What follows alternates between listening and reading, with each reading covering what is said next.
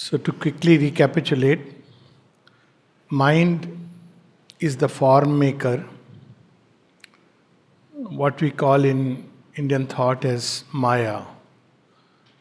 And therefore, there is a common understanding or a misunderstanding that it is Maya that has built the worlds. In one sense, yes, it builds forms, but it does not have by itself the knowledge that comes from the supermind. So it is the divine who has built the worlds, and it is his Maya.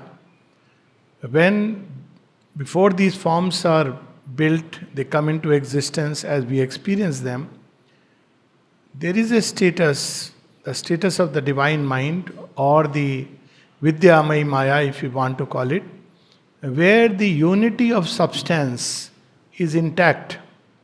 Where this substance comes from is a subject probably next February we'll touch about when we talk about matter, etc. So it is aware of the unity of substance. Even now the unity of substance is there, but we have sort of the lower Maya or the Avidyamay Maya, which is where our mind as we experience and the cosmic mind in its lower sense, it makes us forget it.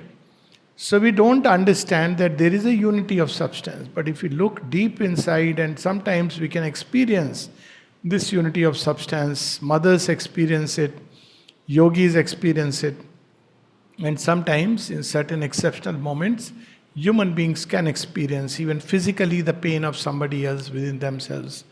So there is this two Maya, and the mind has to build forms. Why it builds forms, all this is for later.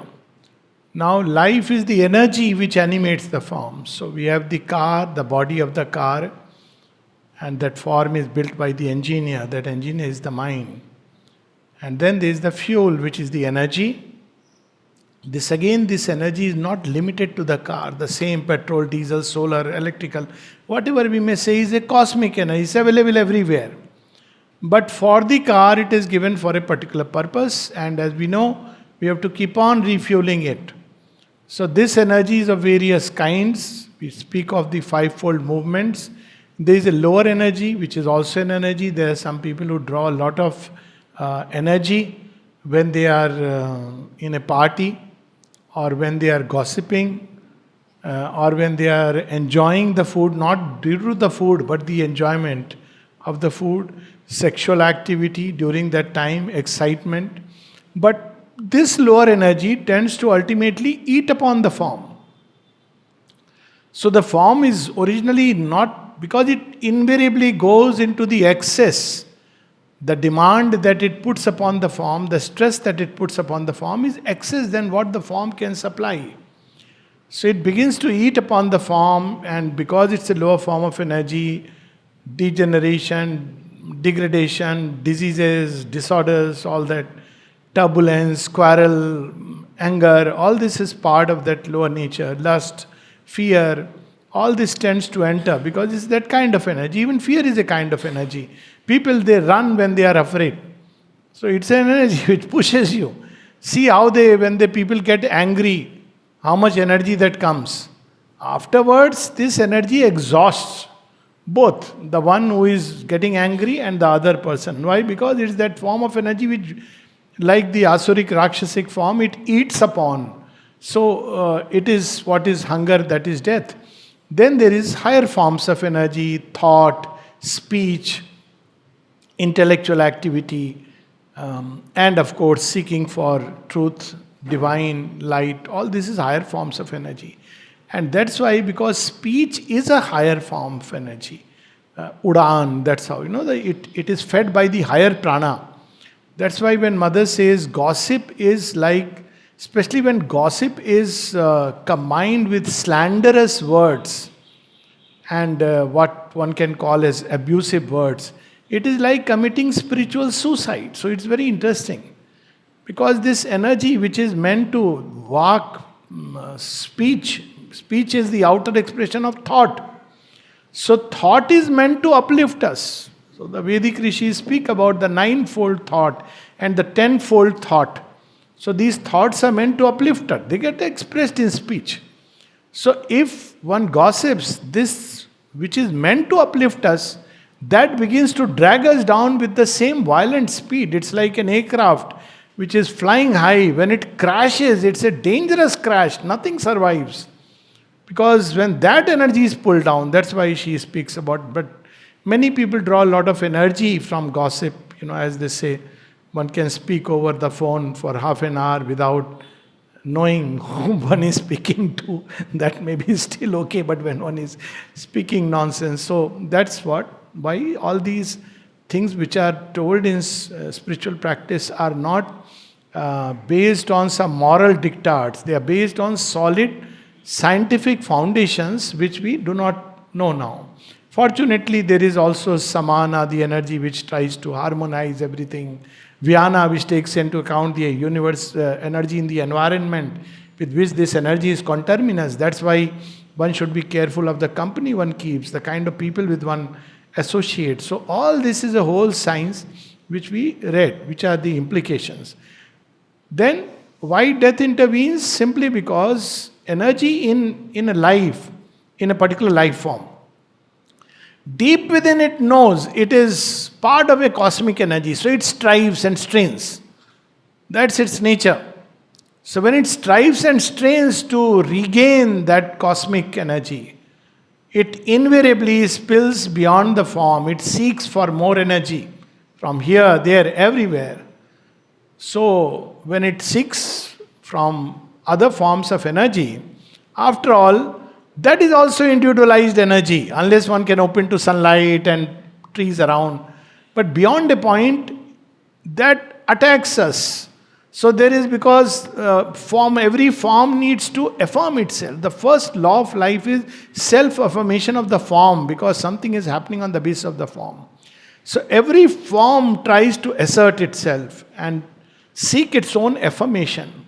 So beyond a point, and these forms are not just material forms as we understand. They are forms in creation which are of a subtle make. And all these kinds of energy, like illness. What is illness? It's adverse forces, formations of mind, all of them try to, once their form is given, it tries to maintain itself. And how does it maintain itself? Particularly some of these adverse forces which are thrown out during illness, or after post-illness, or after death. These forces, they are elemental energies. They are come out of the bodily form, but they want to continue to exist in some way. That little greed, that little lust and anger is thrown out. It wants to have a life of its own. That's how Mother says, they have an independent life of their own. The life may be short or long. So what do? One is that they try to attack other individuals and possess them. This was the whole principle behind,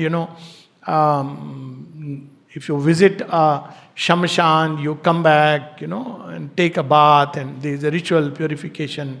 All that was meant because formations come. And that's how Mother put it, that in India, because people are very sensitive to these elemental forces, energies, so therefore they burn. Because, by burning it goes away. Washing is another method. Though burning has other complications, but that we need not discuss now. So this is how death intervenes. Because you can't constantly feed on the energy of all life which is around. It will also feed upon us. And that's a constant process. So some of these adverse forces, particularly suddenly after death, there are disembodied beings. And these disembodied beings sometimes don't even know they have died. I know a story of a young man who had died. He was in the police, and plenty of stories I know, but one of them I know direct. All of them are direct, but which had hit me very strongly is that he was police inspector who had stopped a vehicle to check for its whatever license, and suddenly he was hit from behind by another car which was coming, and he died. And obviously his wife went into a lot of depression. So I happened to ask always that, was there any indication? Did you see any dream later on? So she described a dream where she says, yes, he actually narrated to me what happened. Nobody knew what had happened, but he narrated that. He says, I don't know what happened. Next moment, I saw that my body they are taking, and I tried to move my hand, but nothing could be done.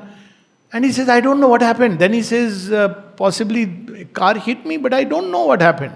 He didn't know that he has died for some time. So what does such a being do? The disembodied.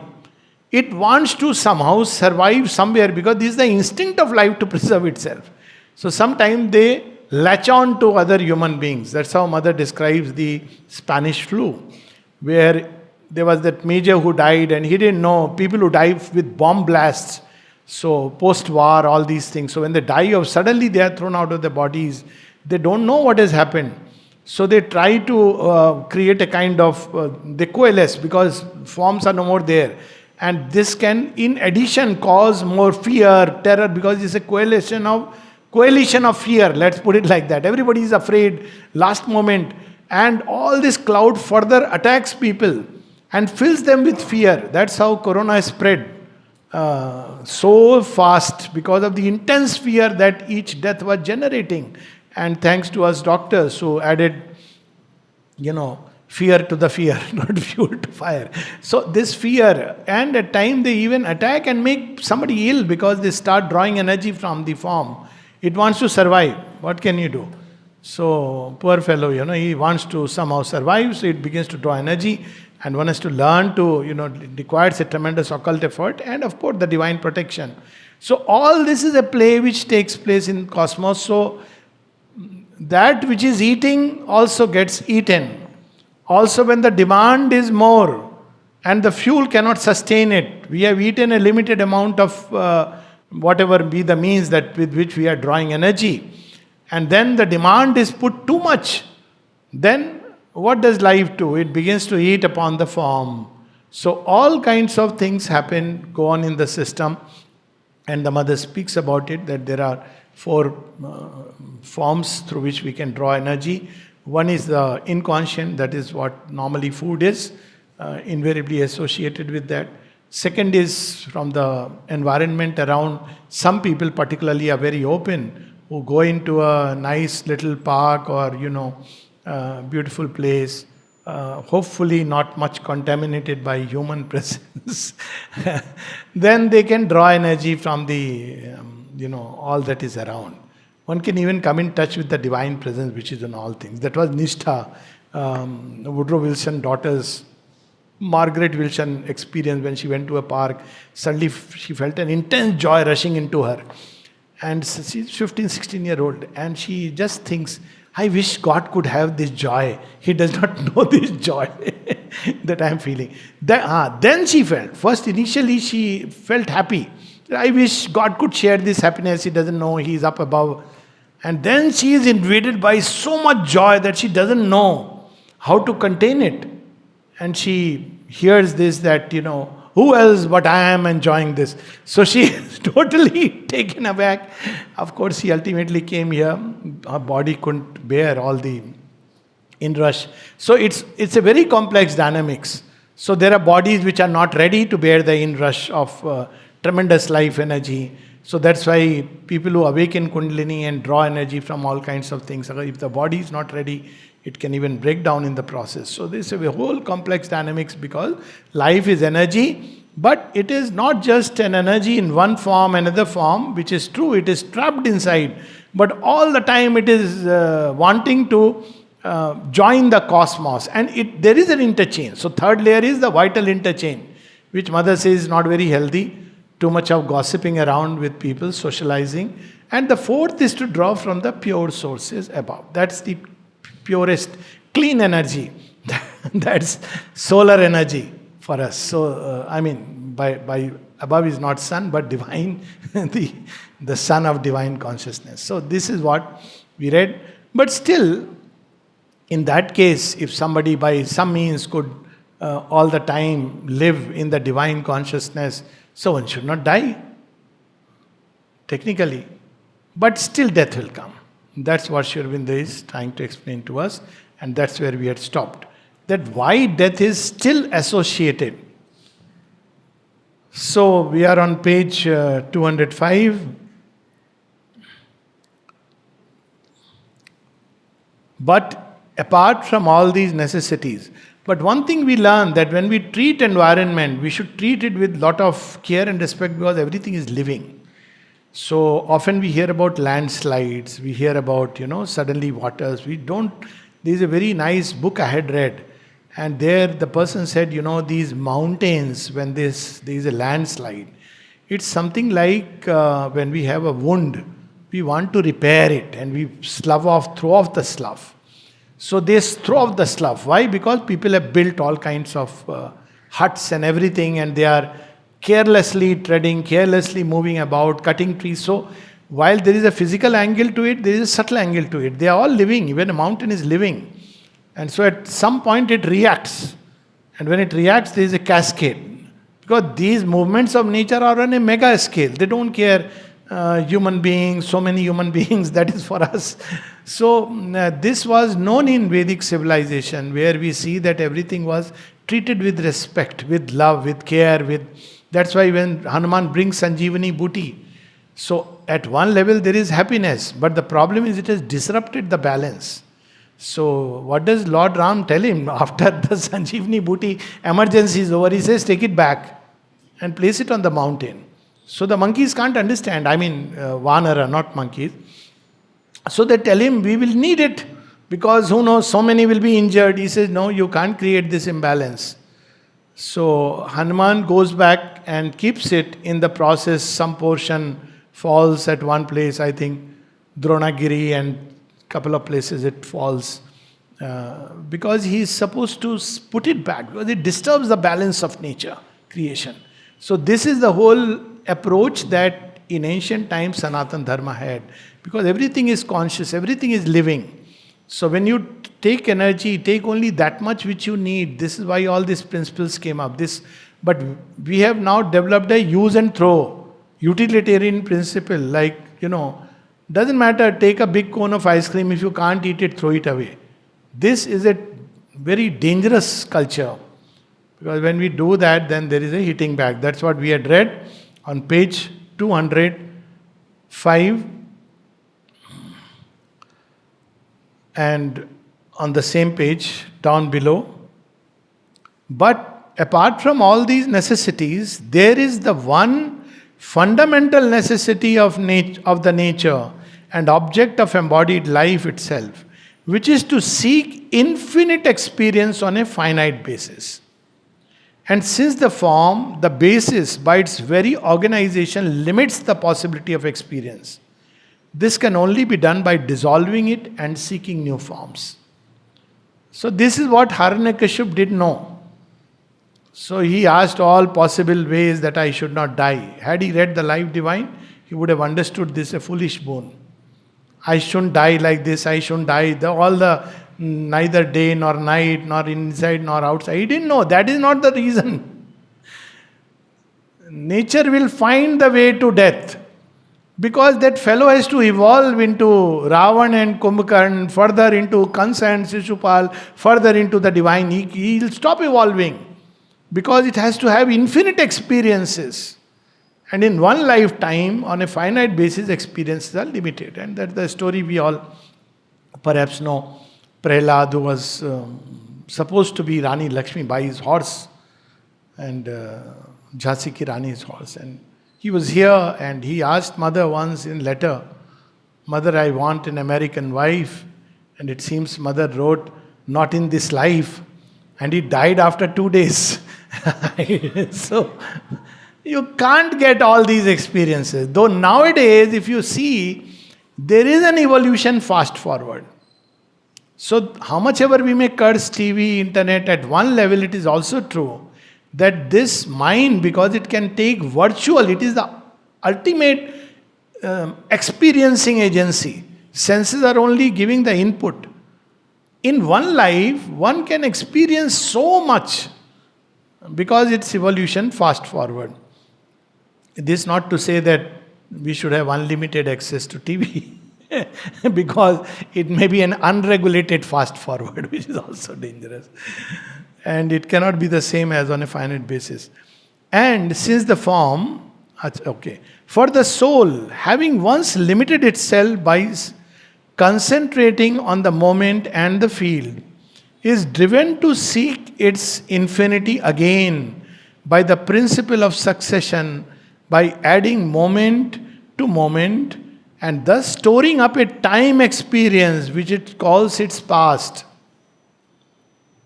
In that time, it moves through successive fields, successive experiences or lives, successive accumulations of knowledge, capacity, enjoyment, and all this it holds in subconscious or superconscious memory as its fund of past acquisition in time.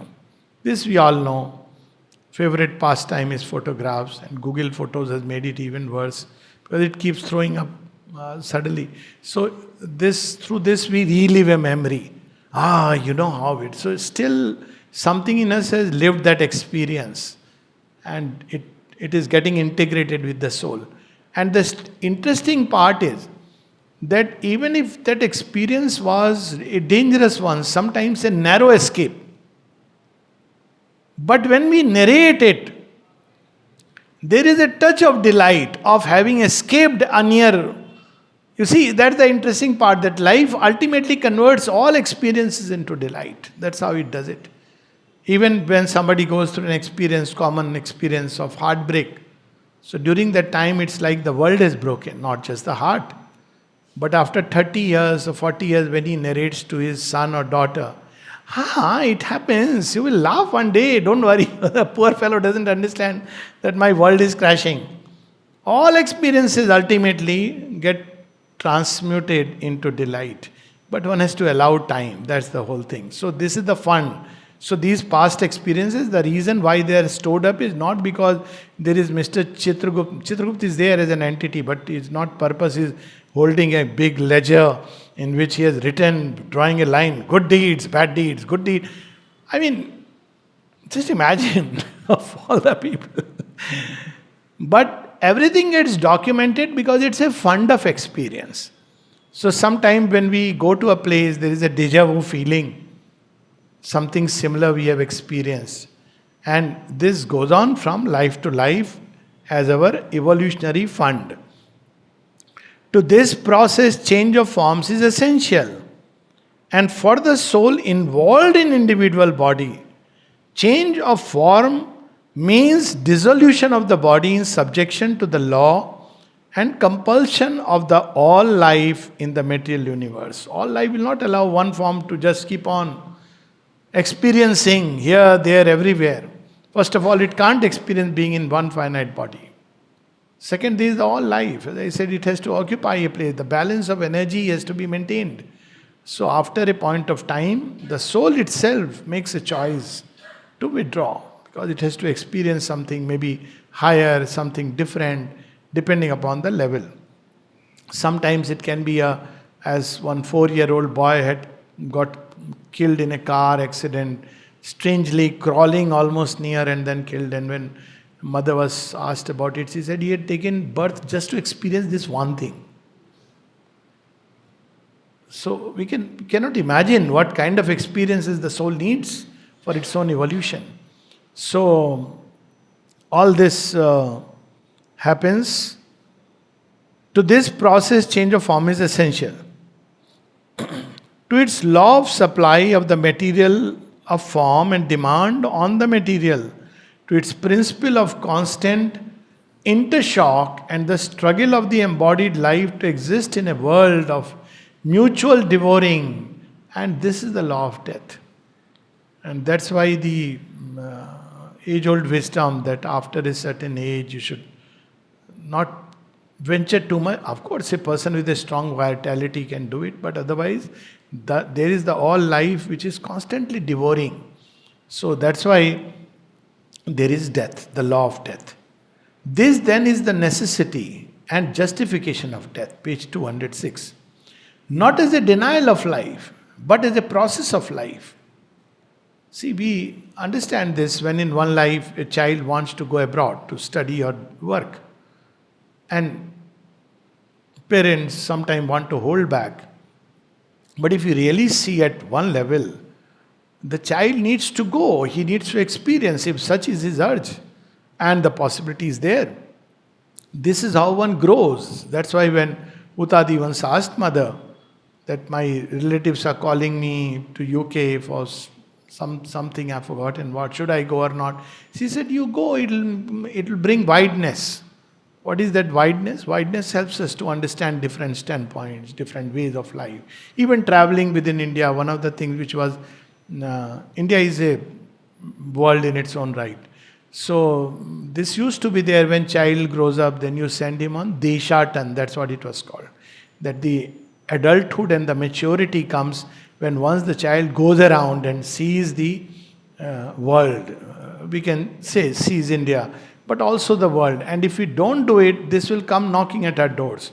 So one reason why the Western civilization, the British and the Mughals came is because we were developing very well, but we were developing within a closed environment. So they challenged us. Because you have to suddenly grow wide, you have to take a contrary experience. This Sri Aurobindo has described this, that one reason why it happened. Whenever there is the shock of another civilization, it challenges us. So we have to adapt, we have to grow, various ways we have to grow. So there are subtle reasons why things happen, and in this century particularly, it is happening more and more because this challenge is coming from every side. Death is necessary because eternal change of form is the sole immortality to which the finite living substance can aspire. And eternal change of experience, the sole infinity to which the finite mind involved in living body can attain. This would explain many things that otherwise we cannot understand. There is this need for different experiences. It's inbuilt within the system. And it may not awaken, and that we'll see next, that it may not be there if either we are too much identified with material life, like I don't want to leave my village. But that's not a very healthy thing. You come back to the village, but go around, see, and then come back, because you'll be enriched, you'll become wide. So what is the sting of death? Few lines below, Sri Aurobindo says, it is only the absence of freedom. The compulsion, the struggle, the pain, the subjection to something that appears to be not self, which makes this necessary and salutary change appear terrible and undesirable to our mortal mentality. If we could decide, okay, now I want to leave, Iksha Mrityu will be one of the things which will come. I think it has already come within the purview of the evolved beings. Iksha Mrityu. One decides when to withdraw. This one. But when we don't know when death will come. Second, if we are living in the illusory surface personality, Dr. so-and-so, Mr. so-and-so, then there is the fear, not self. We don't know what that famous poet Harivansh Rai Bachchan writes, no? Is par priye, tum ho, madhu hai, us par na jane kya hoga. At least I have my drinks and I have you by my side. Who knows what will be there on the other side. So when one is identified with this small personality, so there is the fear of its dissolution. And the more successful one is, the more this problem comes, because one doesn't know what's going to be on the other side. But when we begin to live in the soul, then there is no fear, because the soul knows it has lived through many forms and names. It knows the eternal. It knows the one soul in all beings. That's why tato na vijugupsate. He shrinks from nothing. There is no fear of death. One of the first effects of discovery of the soul is that the fear of death goes away.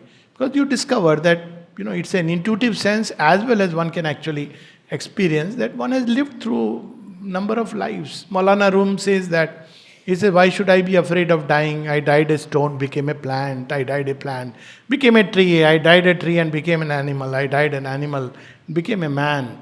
Why should I be afraid of dying? So you discover that. It's not an intellectual doctrine. One senses that. And therefore death holds no fear. Because you know you are just a changeover of clothes. Death is but a changing of the robes to wait in wedding garments at the eternal's gate. Can't resist the temptation for the Hindi part.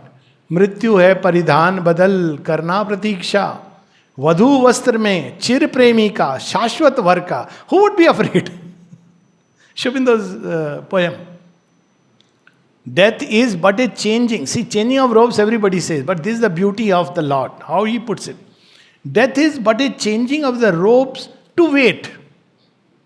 In wedding garments at the eternal gates. What is the wedding garment? The soul in its the psychic being. It is the garment woven around that immortal soul. So where is the fear? Whom are we going to meet? Our beloved. So there is no fear. So, but when we are identified with this surface personality, want to prolong it ad infinitum, that cannot be allowed. Nature won't allow it. And that is the fear. That is par priya tum madhu. All this is there today. What can be tomorrow? And it's true that when mother was asked about Beethoven, in his next life he would probably, make even greater music.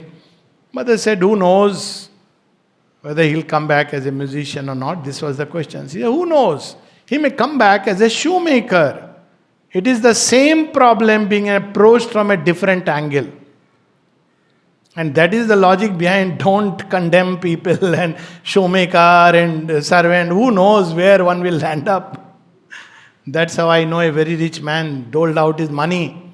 He had earned in Africa and got too much of money, and he was very arrogant at that point of time. He's a wonderful person, so I shouldn't say. He was narrating a story, and he said at 40 when he came back from Africa, yeah, I'm a rich man, I can do anything, I can enjoy life, this, that. And then some people approached him, said, why don't you have so much money, why don't you make a Vanaprastha ashram? He said, what? Vanaprastha people want to run away from world, see, engage like me, earn money. So they didn't say anything. Then they asked him, requested him, there's a Guruji giving talk, why don't you come and listen? He said, what Guruji, what talk? He said, you come and listen. No, anyways, we know you as a friend. He said, okay. The only line that captured his mind was, in this life you have all these riches. Who knows what you will have in next life? So you should use it wisely. This got into him. Yes, this life I have earned so much. Being a Hindu, he believed in other life. Maybe in next life I will be a pauper. So let me use this money wisely. So he started using that money wisely and rightly. And he's such a wonderful person, as I said. He went through everything, became ultimately a devotee of Mother and Sri Aurobindo, has created such a beautiful place on the banks of Kaveri. And he has named this place Sri Aurobindo Dham. It's in for us from Bangalore. I've been there. What a wonderful story. So you suddenly realize, but some people hold on to it all their life to their outer personality. But that is not our true self, that is going to anyways be destroyed by nature. So people who often lament that somebody has dementia, oh, see, such a person, don't. The inner being is continuing to progress. This is not the person that one saw outside, who was a jolly good fellow. The real person is inside. And this is so important to understand, because I have even heard people, somebody speaking of somebody here, oh, he was such a brilliant professor and see, he had dementia, 5 years he didn't know what is happening. Arey, that's not important. The brilliant professor is the outer side. Anyways, death will take it away.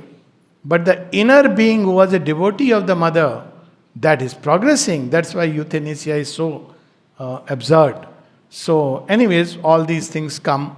So what makes us feel the sting of death is the suddenness, the absence of freedom, the compulsion, the struggle, the pain, and subjection to something that appears to be not self, which makes this necessity of salutary change appear terrible and undesirable to our mortal mentality. It is the sense of being devoured, broken up, destroyed, or forced away, which is the sting of death, and which even the belief in personal survival of death cannot wholly abrogate. Form identification of the form with the body. That's why when mother was asked that how to make death, she was asked whether it's painful or not. So if we are very attached to the body, it is painful. It's not painful in that sense. But the 101 cords which attach the subtle being to the physical body through the heart, that's how the Upanishad describes. And my friend Anand, Dr. Anand had this clear experience once. So not to go into this story because there are too many stories. But there is a pain of death when these are like unscrewing. If you tightly, you know what happens when a bottle is, the cap is badly sealed and it is to be broken. That's how the pain comes. But if one is detached during life to the physical body, she said that if you are detached, you don't experience that. It doesn't mean we don't do what we need to do. The body is the vehicle. Take care of it. But don't make your car your identity. Don't make your house your identity. Don't make your job your identity. Don't make your name, fame your identity or your wealth your identity. These things are given today. This is the logic behind these things. Okay. So because of this, now what happens? Now in ignorance, life, energy, mind, sense of individuality is all trapped in the form. But deep within there is a consciousness of the all. Because everything has come from there. Supermind is standing behind.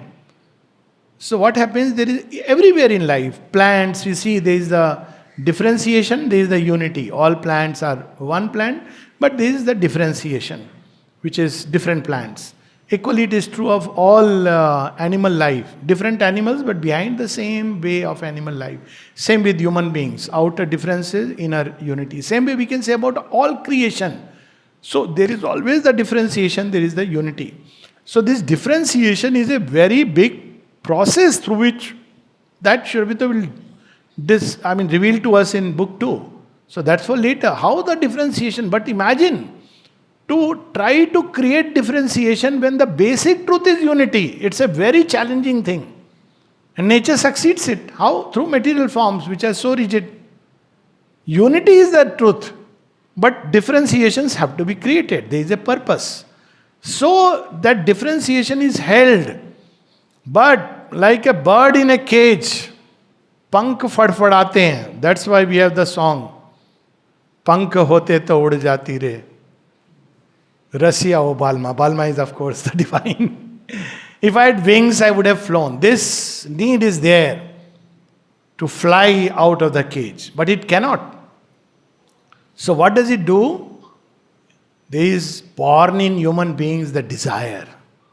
So desire also serves a purpose. As Shubhanda says, desire is the helper, desire is the bar. If you want to take away desire, and that's what Buddha meant. People have misinterpreted desire gave birth to this creation, not from above downwards, because that was not Buddha's purpose to explain creation. But when you see from below upwards, it is desire that builds. Because of desire, human beings are moved toward this, that expansion, growth. It's the first step of life which has affirmed itself, now wants to expand. How does it do it? The mechanism is desire. So when Buddha was speaking, he was speaking of practically suffering comes from that. Not creation is not the result of desire. It's the result of delight. So ultimately, if you look at life at its highest, it is delight. If you look at its lowest, it is struggling to emerge, imprisoned in matter. So what comes to help it wake up is desire. So that depends on where we look at it. So Sri Aurobindo reveals to us the attempt of the individual, same page 206, few lines from below. The attempt of the individual, the living atom, to maintain and aggrandize itself. See, individual is describing as living atom. It's constituted of atoms, this body. But it's living. So living atom, to maintain and aggrandize itself is the whole sense of desire. A physical, vital, moral, mental increase by a more and more all-embracing experience, a more and more all-embracing possession, absorption, assimilation, enjoyment is the inevitable, fundamental, ineradicable, mark the word, ineradicable impulse of existence. It gets eradicated only when it is fulfilled in the infinite. Just to cut that story. Once divided and individualized, yet ever secretly conscious of its all-embracing, all-possessing infinity. That's why it is seeking through desire to embrace and to have all these experiences. It's very interesting in Indian thought, we have the word for the reality. There's a word called Brahman. What Brahman actually means is very interesting. Of course, Brahman is not Brahma. Brahman comes from the root Braha, which means to grow, to expand. Brahata. So it's impulse in creation, to unfold, to grow, to expand. That's why it comes as, at one level, as inevitable and important. And where does this stop? Brahat. It stops when it meets Brahman, the reality, the infinite. So this is the whole logic of it. And on page 207, in the conscious mind, that which was still only a vital hunger in subconscious life transforms itself into higher forms. Hunger in the vital parts becomes craving of desire in the mentalized life. Actually, mind enjoys. It's not the senses. Senses are only conduits. Try cutting off the mind by inner operation. For instance, when you are eating food, even your most favorite food, let the mind be concentrated on the divine. Oh, maza chala jayega. But it will transmute itself into something greater. And it can apply to all activities of desire. Because ultimately, mind is the rasagrahan instrument. Mind has built forms, individualities for experience. So, higher forms, vital parts becomes craving of desire in the mentalized life, straining of will in the intellectual or thinking life. This movement of desire must and ought to continue, mark the words, until the individual has grown sufficiently so that he can now at last become master of himself, and by increasing union with the infinite possessor of his universe. So people who want to just completely think that they can do away with desire, just become inert, it doesn't help. It will continue in the mind. And that is dangerous. Of course, that's what Shri Krishna tells Arjuna. That you are saying that you want to leave all this war and go away. Arjun, don't be a mithyachari. So what is mithyachar? When the mind, sometimes not conscious mind, but the subconscious mind, nurturing these desires. So there is no progress simply by throwing away this law. One cannot. Of course, sannyas is another way where we forcibly shut the senses, shut all things, and that's nirvana. But desire is the law through which one must pass before one transcends it. Short of infinite, one cannot. This seems to be a justification for desire. At one level it is. But when one does sadhana, it is understood. You have to go, one has gone through all these stages, then only desire changes into aspiration. That's how he explains. Desire is the lever by which the divine life principle, that means the life principle in the divine. So it is the lever, affects its end of self-affirmation in the universe, and the attempt to extinguish it in the interest of inertia is a denial of the divine life principle. Attempt to stifle desire in the interest of inertia. Let me not do anything, it is all desire. Ultimately, let me lie like a stone. That's how Sri Aurobindo had said that, first to be transformed in that case would be the that blotting thing on my table. Because it has to go through that evolutionary process. You can't cut it short. And what is the sign you have gone through is conscious aspiration. That is the sign one has gone through. Because then if aspiration is born, then conscious aspiration, then one has gone through it. Otherwise one will be brought back. So what does one do short of that? Sanyama. That's how it is described in Indian thought. Exercise, self-mastery. These are the words that Sri Aurobindo has used also. Self-mastery. A will not to be which is necessarily ignorance. So shunning desire, falling into inertia is a will not to be, which is necessarily ignorance. For one cannot cease to be individually except by being infinitely. Desire too can only cease rightly by becoming the desire of the infinite and satisfying itself with a supernal fulfillment and an infinite satisfaction in the all-possessing bliss of the infinite. That's why Payo Param Vishram Ram Saman Prabhu Nahi Kahu. When you reach the feet of the divine, then there is the fulfillment. But we can't feign it.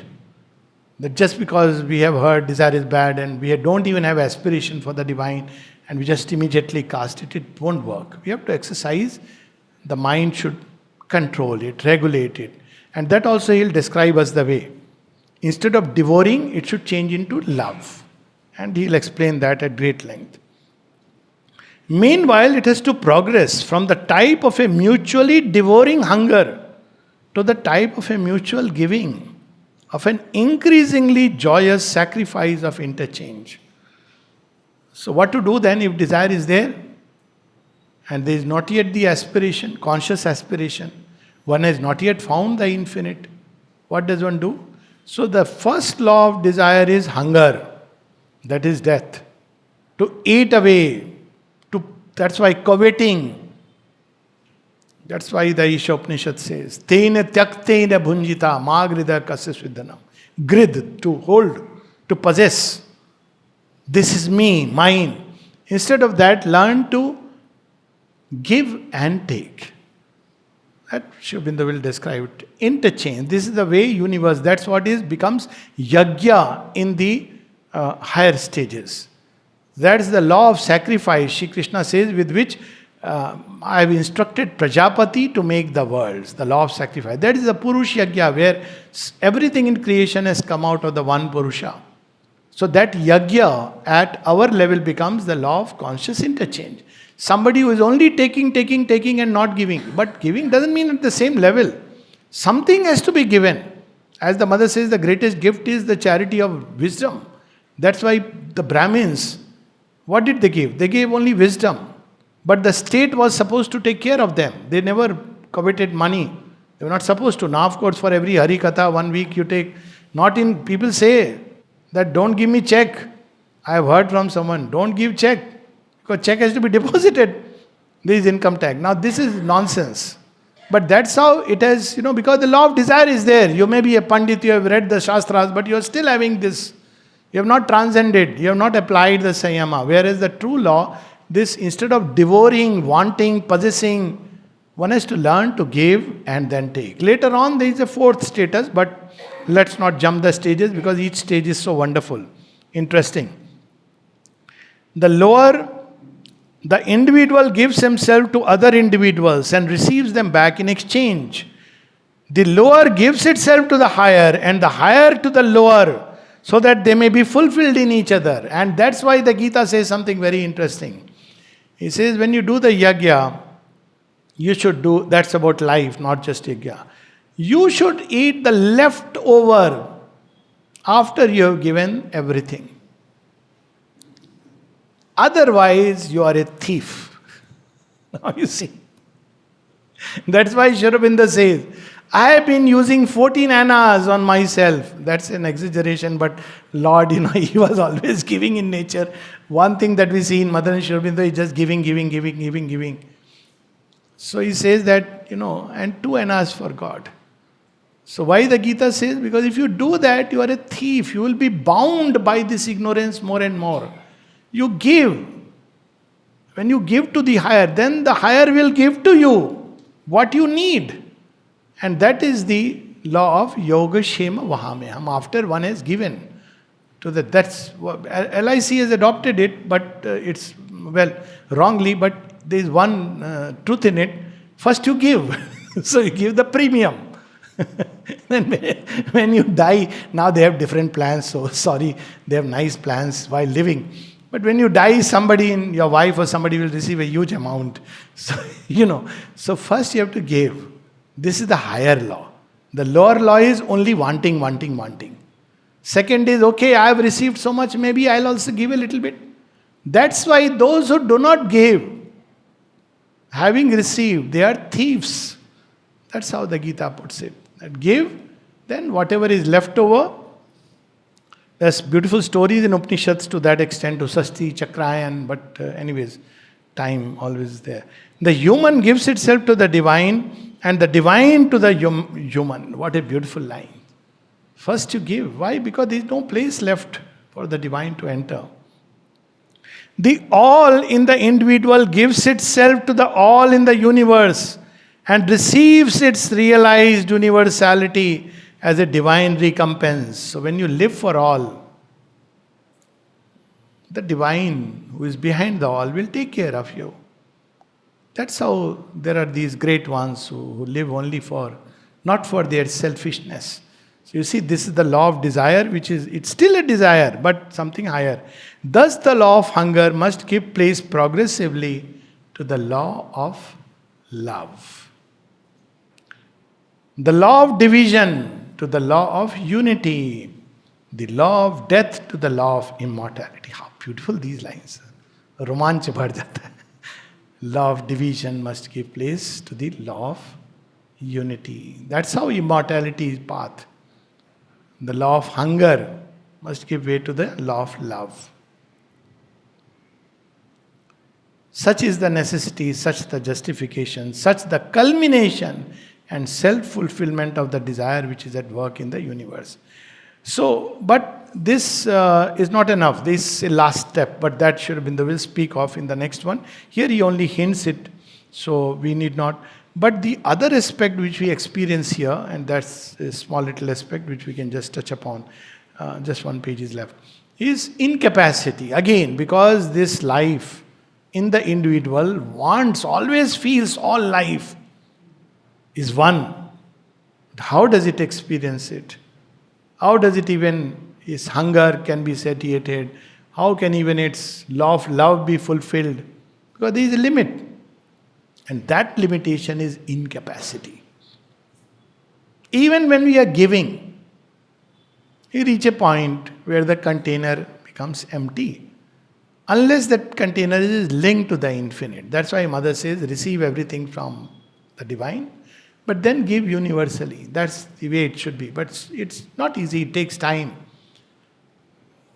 So the third batch is page 208. Therefore, limitation of force, phenomenon of incapacity is the third of the three characteristics of individualized and divided life. First is death, second is desire, and the third is incapacity. On the other hand, the impulse of self-enlargement and all possession remains, and it does not and is not meant to measure or limit itself by the limit of its present force or capacity. Look at Shubhita's word, it's not meant to limit itself. So how do we do it? So he says, if the force could always take possession of its object, always attain securely its end, desire would not come into existence, but only a calm and self-possessed will without craving, such as is the will of the divine. So we go back to the same thing. Again, the Ishopanishad, by renouncing thou shalt enjoy all. Why try to covet another man's possession? Tena taktena bhunjita. Because you can never be satisfied. That's why when people say, oh, this happened, that happened, it's inevitable. Whatever is moved by desire cannot be satisfied forever. Even your best food, your most favorite food made by your own mother, which mother's hand, okay, wife's hand also. So you cannot, after some time, you want a change. It cannot satisfy. Even the best food, every day you are given. Like my friend who married, Tamil friend who married a Assamese girl. And first day she made Karela and rice. He appreciated it very much. Second day, Karela and rice. He appreciated it. Because he had said that, I like Karela. Third day, he called some friends that probably she'll make a variation. She made Karela and rice. So after 10 days, he said, I know I like Karela. I had told this to you, but not so much. He said, that's not the problem. The problem is I don't know to make anything else. So you see, this is the challenge of desire, incapacity. So what happens? You go out and you have your choice of food. Now, of course, food comes to your doorstep. All these companies. So, last page, last few lines, that Page 209, 5-6 lines from below above. It would, even in stretching beyond the present, even in undertaking movements not intended to succeed immediately, yet not be subject to desire or limitation. What is it? That is the divine will. Why? Because desire strains, and if it feels, if I don't get it, I will never get it. But the divine will already possesses it. But because it works to create the movement of the universe, the way it is going, it's very interesting. And Sri Aurobindo sent the emissary to Cribb's proposal, Durai Swami Iyer, and it was not accepted. And it was not accepted by such words that I personally can never, forget or forgive. The words used by Gandhiji was, what does he know about politics? Cribb's proposal is like a post-dated check. I would ask him, what do you know about spirituality and the vision of the seer? And whatever we went through now, that's history. But the divine will knows. So Sri Aurobindo was asked, why did you send him? You must have known. He said, yes, I knew they would refuse it. So then why did you send it? He said, to do some nishkam karma, because it puts the balance in favor of unity.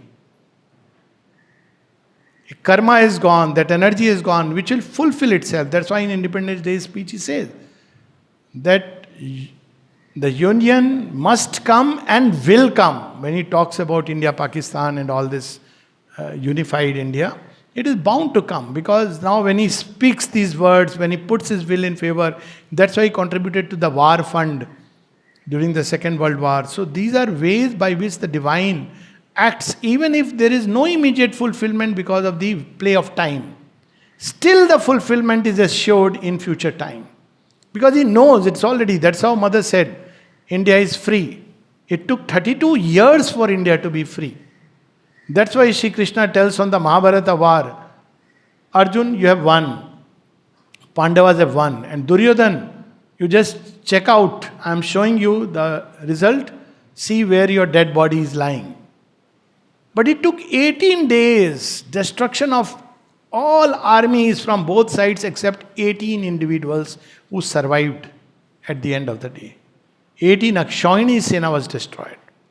So you see, this divine will doesn't strain like desire. Yet it acts. Why does it act even when something will not be fulfilled? Because it knows it will be fulfilled one day, not immediately. But desire in the form wants it now. That's why to learn to wait is a great, beautiful thing. Okay. So last line I'm reading. For the failures also of the divine are acts of its omniscient omnipotence, which knows the right time and circumstance for the incipience, the vicissitudes, the immediate and the final result of all its cosmic undertakings. That's why when Arjuna asks that what will happen after I die, I cannot fulfill this yoga, so difficult. He says, don't worry.